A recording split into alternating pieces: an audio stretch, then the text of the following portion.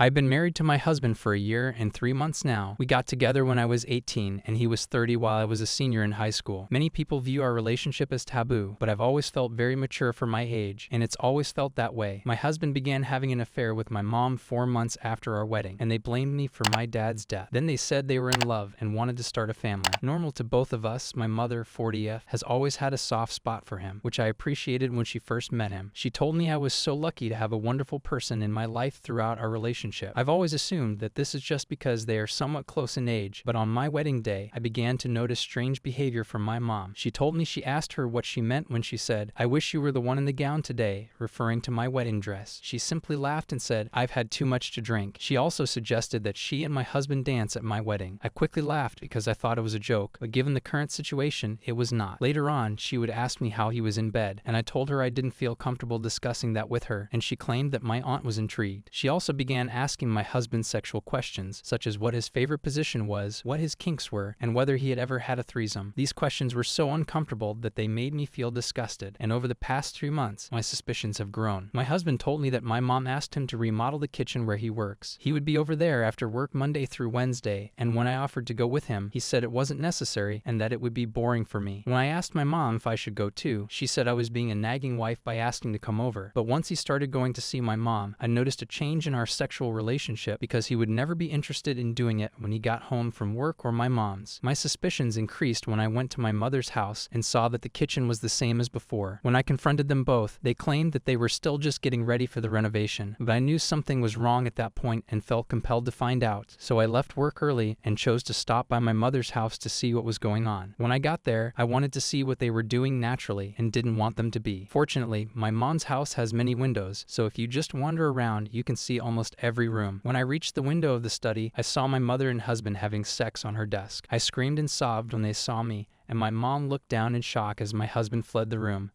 I wasn't there long, but I hurried to my car and drove away, hyperventilating. I decided to go back to my husband's house because the tears I let go of turned into total rage and mistrust, and I wanted to confront him when I got home. I had just started packing some clothes and necessities, and wanted to leave when my phone started ringing from my husband's mother and aunt, who assumed she knew I had driven to an empty parking lot and sat there for more than 4 hours just crying and listening to music. I decided that I needed some sleep and that perhaps he had simply stayed at a motel for the night to give me space. When I got home, he wasn't there, and there was no indication that he had been at our place. I was going to call him the following day, but I decided that I wasn't ready to talk to him, so I called my aunt again, and she informed me that he had stayed at my mother's house to be there for her. My aunt kept asking if I was there, and I was speechless. I asked her if she could arrange a meeting between my mother, my husband, and myself, and she said she would pick me up and take me to my mom's house so we could talk. When my aunt picked me up, she claimed that my mother had told her about their affair and that she had asked her to stop. My mother then lied to her, saying she had an affair yesterday immediately after I caught them. When we arrived at their home, my husband had his arm around my mother while she had her head resting on his shoulder. Remember, I caught them a day ago, and my mother started crying as soon as she saw me and began hugging him. She said that my mother had told her that she had been seeing him and that I had found out. I told my auntie that I was disappointed she didn't tell me and that she'd lost my trust. She seemed to understand that and comply. I couldn't even feel anything, so I just started laughing in shock. My aunt told my mom she was being ridiculous when she said that they'd been in love for a year and that they started sleeping with each other 4 months after my husband and I got together. That in itself irritated me to keep this from going any further. They told me that they wanted to be together and that they hoped one day I'd accept them. I sat in silence for a few minutes after they told me everything, and my mother begged me to say something I couldn't. I asked my aunt to take me home right then, and she got her keys and got me out of there right away. As soon as I got in the car, she hugged me, and I started crying. The craziest claim was that my mother said she saw herself starting a family with him. It's been a week since everything happened, and I've been at home by myself, crying and drinking. I'd even had some dark thoughts that honestly scared me to the point where I was considering checking myself into the hospital. The worst part is that I wish I had never seen them and had lived entirely unaware of their affair. She offered to stay with me, but I just wanted to be alone. I don't have any friends or family. My husband was the only person in my life, and he is no longer with me. My mother and I have always had issues because she accused me of being responsible for my father's suicide and even forged a suicide note from him stating that I was to blame when I was 12. I believe this is her way of getting even with me because she genuinely thinks I was the reason he took his life. After all, I was upset. After all, my husband views my mother as a forbidden fruit, which I think men desire, and that is why they cheat most of the time. I'm now alone, and to be honest, I don't know what my future holds. My husband and I decided that I would become a stay-at-home mother, which is something I also wanted, but I don't want to go to college and have never thought about what kind of career I would be interested in because I've always wanted to be a mother and a loving wife, and I expected that to be my reality. I'm also not intelligent and don't know what to do legally from here, so any advice on that would be great. I apologized for the length of this, but a lot happened, and I wanted to give as much information as I could about my situation. I would never have gone back to social media in the past. Instead, I would have gone to my husband, but that's why I wanted to express my gratitude to everyone who gave constructive feedback. Although I didn't get to everyone, I read every comment, but now I feel like I need to clarify something to someone. The post isn't fake, or I think I could write better than what I wrote, and the story isn't fake. I wish it was this stuff, now changed, and I didn't have anyone else's advice or just thoughts that would be appreciated. Does happen, and I have indeed discussed it on Reddit because I don't have any friends or people I can trust. This brings me to my second point, which is that I don't have any friends because when my dad passed away in 6th grade, my friends abandoned me. They thought I was strange for having a father who died that way, gossiped about me, and believed it was social ruin to be friends with me. I also developed an eating disorder. Due to physical and emotional challenges caused by my mom's partners at the time, I spent a lot of time in the hospital and missed a lot of school, which made it difficult for me to make friends. At school, everyone had their groups, so I would just eat alone. I also don't trust my aunt, even though my mom and she are very close. They both left home together. They were raised by strict Pakistani immigrants, and when my mother was 17 and she was 18, their parents cut off my mother after discovering she was seeing my white father. Since they have only ever had each other, they always put each other's needs first. She also has a son with special needs, so living in a small place would be a large burden for her and her family. I apologize. Since I was 5 years old, I've been told by teachers and almost all adults that I'm mature for my age. However, my mother chose to put me back in the grade that people my age were in for a reason that she still finds difficult to explain to me. My relationship with him was unusual. He approached me at a mall while I was out and asked for my number, believing that I was much older than I was. He wanted to end our first date after learning that I was 18 and still in school. I liked him, so I said we could go on another date and decide together whether we wanted to continue. We connected well and opened up to each other like we had never done with anyone else. We decided to start as friends, and if we ended up feeling comfortable, I could tell him I wanted a relationship, but he was very hesitant and didn't want one because he was afraid of what people would think. He even told me no once. A week later, we got back together, and he told me that he loved me and couldn't bear the thought of not being with me. The only warning sign I saw was that he was divorced and had a son, whom he hardly saw, but that's because I'm not going to college just for the sake of going to college. I want to be a mother, and that's all. However, I will seek employment to support myself in the interim, because the flower shop won't be sustainable. My husband, who is a child of Albanian immigrants, said that he and his ex-wife only really shared that background in common. Otherwise, there was no real love between them. In addition, I believe I've lost that job because I haven't shown up for 3 of my shifts, and I've been avoiding their calls about why I haven't been in. Finally, the update is that, essentially, the night after I posted, my husband knocked on our door, tearful, and said he made a mistake. He claimed that my mother was pressuring him to be with her, and that it was only meant to be a casual encounter. He immediately regretted it. When I let him inside after learning that he was panicking and didn't want to be alone, he showed me all of their texts, most of which contained my mom urging him to come over and saying she would tell me they were seeing each other if he didn't.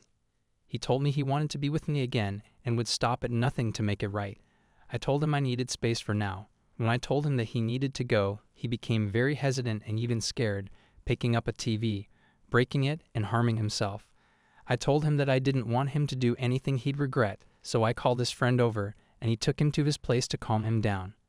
When I woke up the following morning, he was in our kitchen preparing my favorite breakfast. He told me that he wanted to surprise me with something that he knew I loved.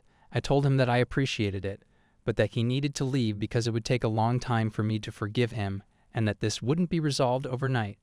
He began crying once more and told me that he couldn't stay on this earth if he knew that it wasn't with me, which made me unsure of what he was trying to manipulate me with. He grabbed a frying pan and threw it at the wall, so I pushed him out and locked the door. I asked him not to come back, and I'd see him when I was ready.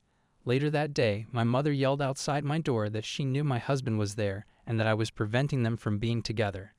I asked her to leave or I would call the police, and she did. But when I went outside later that day, she scratched my car and used a disrespectful term directed at a woman. I called the police, but they told me they couldn't do anything about it without video evidence. 2 hours later, she returned and demanded that I let her in again. I asked her to leave again, but she tried to tamper with the lock on my front door, so I called the police again, and as soon as she heard me talking to them, she drove away. I began to feel like I had been living in my car since I didn't know what I was going to do right now and just hoped that I would find something. It hasn't been too bad, and it's been manageable for the past day and a half, but obviously, I can't do this forever. My husband did message me to say that he came over and has been waiting at our house and is concerned that I haven't come back.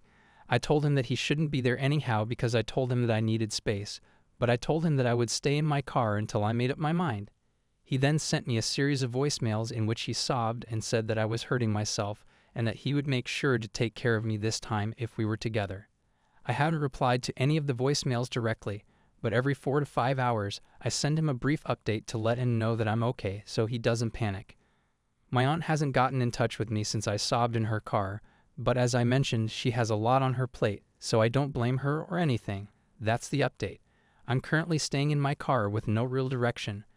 I did want to thank you all for the legal advice, and hopefully we'll find a time to address this. I have a doctor's appointment tomorrow to discuss sexually transmitted infections, so hopefully everything goes smoothly. I'm sure I'll find something, but for now, it's a bit too emotional for me to update too. I'm not sure if you guys want another update after this one because I'm sure there will be more that happens later. But I believe this would almost become a diary lull. I'm excited to say I'm no longer in a car. I live in a women's shelter, and an hour after I posted my last update, a man was following my car. He appeared extremely nervous, as if he was thinking about something. He did this for about 30 to 40 minutes. I even tested it by driving down streets and other places, and he would follow me in and out of them. I took your advice and went to a women's shelter, where I had to be questioned by someone. They were very nurturing in settling me, and many of the women introduced themselves to me. I haven't been in such a supportive environment before. In fact, this may sound silly because it's a literal shelter, but I didn't feel safe returning home because my husband had hit me on the head when I was asking him to leave, and he and my mother had been pressuring me ever since. They didn't follow up after that. In the last 4 or so days, I've made many friends, and I genuinely feel happy. I've made one good friend who is precisely my age, and she told me she's staying here because her stepdad is aggressive, and the number of bruises she has is heartbreaking. When she began to explain to me how she got each bruise, I started crying, and we even started talking about finding somewhere. I've made a lot of new friends from a variety of situations and backgrounds, which has opened my world. In addition, my husband recently texted me to guilt-trip me by saying that if I didn't get back together with him, he might harm himself because he knows how my mother misrepresented the situation. He went on to call me AW like my mom and said that my dad would be disappointed in how I turned out. About 30 minutes after sending the text, he also admitted that he would be seeing other women in addition to my mom and claimed that they provided for him more than I ever could. I told him that this was it and that I was done with him completely. Nick, everyone will say that I should have anticipated this, but I truly felt that we had something special. I was crying during all of this, and fortunately, the friends I made at the shelter were there for me and took care of me. I won't lie and act tough though because I feel completely hurt and manipulated that this man did this to me. My mom recently shared a picture of herself in a bikini with the caption, "Love hurts." I just replied with laughing emojis because it's obvious that she's seeking not just attention but also sympathy, and I know that she will twist the situation to paint me as the problem and herself as the one who was wronged, like she did with my father. I might have done something unwise, so thank you all for supporting the shelter, which means a lot to me. Trying to deal with her is emotionally draining. She's always portrayed as the one who suffers, and the issue is that everyone around her treats her like she's always the one in pain. My aunt always tells me that I shouldn't be too hard on her because she's been through a lot. But what about me? I know she's had a difficult life, But why does that excuse making mine so difficult? To make it even better, she messaged me back after I sent the laughing emojis. She said that she was allowed to grieve her relationship with my husband and accused me of never being willing to give anything up, even if it meant her happiness, saying this was the first time she felt truly connected to someone since my dad. I sent the laughing emoji back again, and she posted the exchange on her story, along with some quote or something. Speaking of my aunt, I tried messaging her to let her know I was in a shelter in case she was concerned, but before I could really explain, she said she couldn't talk because she was at brunch. Given my situation, you'd think she would take a moment to check on me, but she didn't. I am tempted to attend my cousin's wedding, which both my mother and Andy will be at, and which will likely reveal things to my conservative family, but I'm not that inconsiderate to ruin someone's wedding just to make a point. I realized that would only end up hurting my mom more than anyone else. I also reached out to my grandma in Tennessee on my dad's side, but I was hesitant to message her because I haven't seen her since I was 15. This is the update. I'm in the shelter, and I'm planning to find a place with this person. I messaged her to wish her a happy birthday and explain my situation. She said I could stay for a week, but after that, I'm on my own.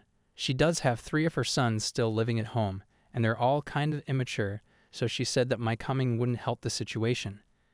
Thank you so much for reading, and I'll let you know if something important happens. I've been pretty busy, girl, and I'm also going to work out legal stuff sometime. I also had to reschedule my GP visit for next week because so much has been going on.